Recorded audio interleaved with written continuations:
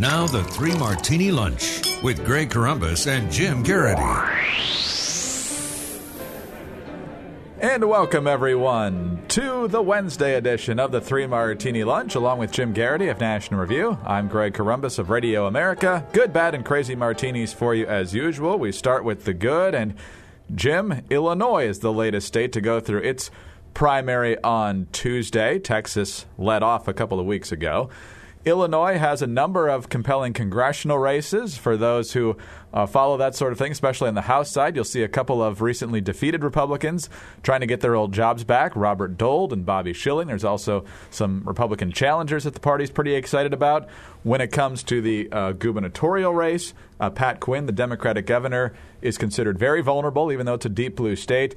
He easily won a two-man primary, but there was less than 450,000 Democratic votes.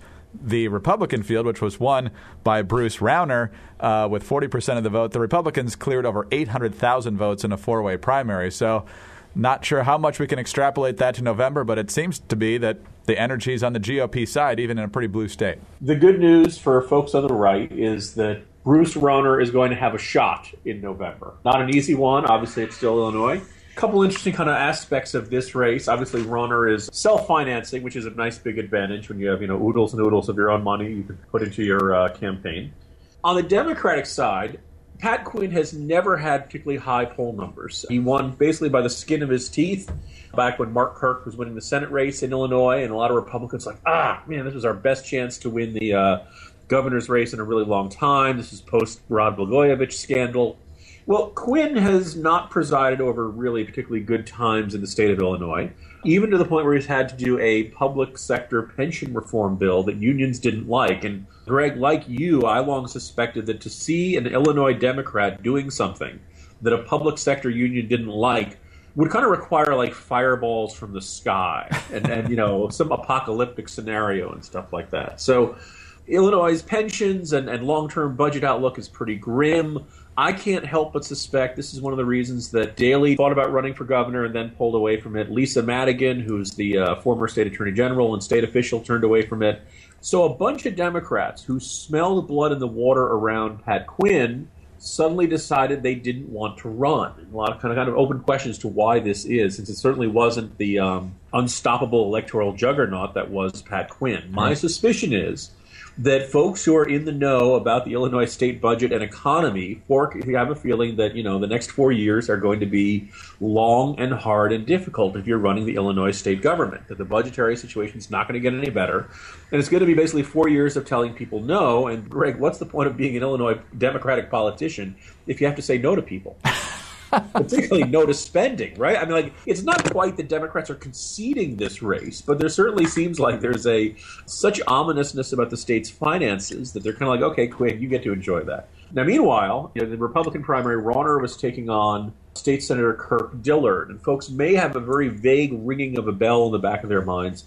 Dillard was in one of the first Barack Obama for president commercials way back in 2007.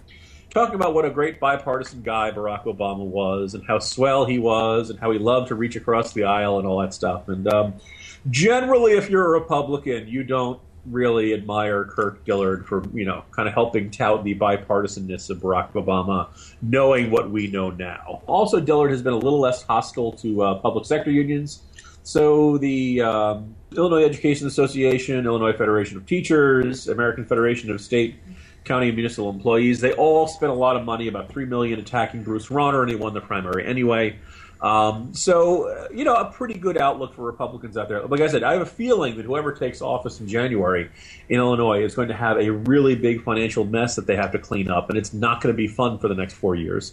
I have a feeling it'll be better with a Republican running the show than with a Democrat, but I guess we'll have to see, and obviously there's a long road ahead for Bruce Rauner anyway. On to Martini number 2 now, and if you feel like we're ping-ponging between the Ukraine and Obamacare and the bad Martini, you'd pretty much be right, but it's not intentional. It's just the way the news breaks.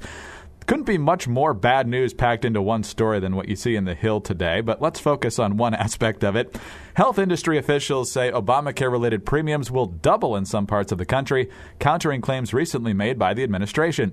The industry complaints come less than a week after Health and Human Services Secretary Kathleen Sebelius sought to downplay concerns about rising premiums in the healthcare sector. She told lawmakers that rates would increase in 2015, but grow more slowly than in the past. Her comment baffled insurance officials who said it runs counter to the industry's consensus about next year. Quote, "It's pretty short-sighted because I think everybody knows that the way the exchange has rolled out is going to lead to higher costs," said one senior insurance executive who requested anonymity.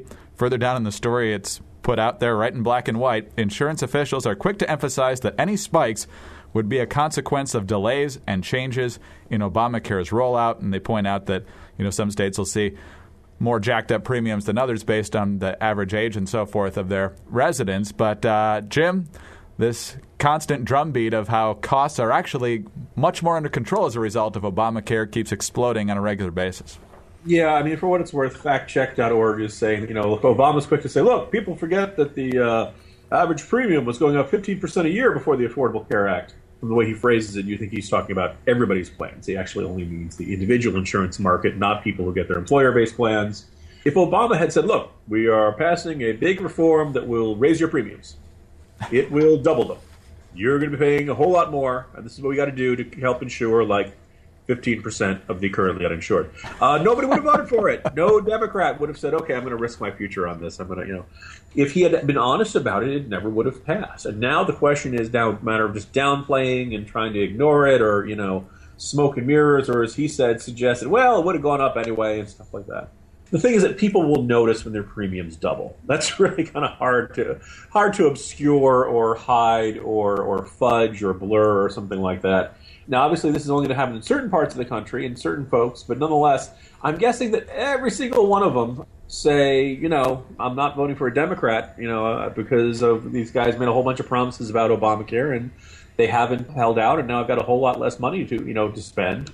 Or I'm dipping into other expenditures, as President Obama recommended, your cell phone and your cable bill and stuff like that, because the president is requiring me to do this as opposed to letting me make my choices like I could before Obamacare.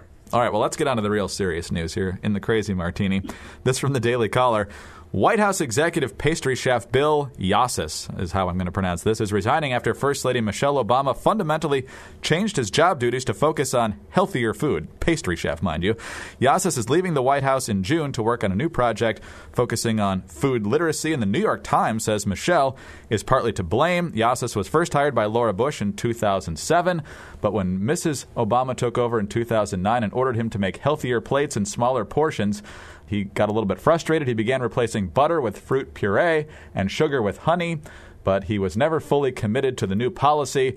He said, I don't want to demonize cream, butter, sugar, and eggs. He says it's a bittersweet decision. Michelle Obama says she's incredibly sad to see him go. So, Jim, clearly on the list of important stories, this one's not real high at the top, but what do you expect from a pastry chef? How's he supposed to be the guy that works in all the tofu? Greg, you're actually truncating that quote a little bit. He said that it was a bittersweet decision using 90% cocoa from Central America and a bit of sea salt as well. So that's what gives it that bittersweet flavor of the decision. I'm going to make a slightly more serious point here. So if you look around America and or Jim's office, you will see Americans who weigh more than they should. Some people are obese. Some people are just a little bit heavy. It's fairly clear that nationwide we have too many people who are overweight or weighing too much. There's a lot of folks on the right who like to say, this is all a matter of personal responsibility. The government has absolutely no role in this whatsoever. There are other folks who, kind of go into much more of a nanny state type direction. And you get, Bloomberg trying to ban Slurpees. Not grande frappuccinos, which, as you know, have like 500 some calories in it, because those are yuppie food. But we can go after the lower class Slurpee stuff. That's how we can do this sort of thing.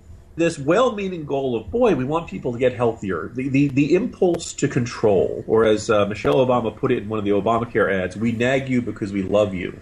This impulse to help make people's choices for them ends up in this really ridiculous direction of declaring war on your own pastry chef. He's a pastry chef. Is there a single American in the world who thinks that pastry is good for them and that it's full of great, maybe there's a little bit of fruit in it. Technically, creamy filling has milk in it, right? I'm reminded of the Bill Cosby routine where, he makes chocolate cake for breakfast because it has milk and eggs in it.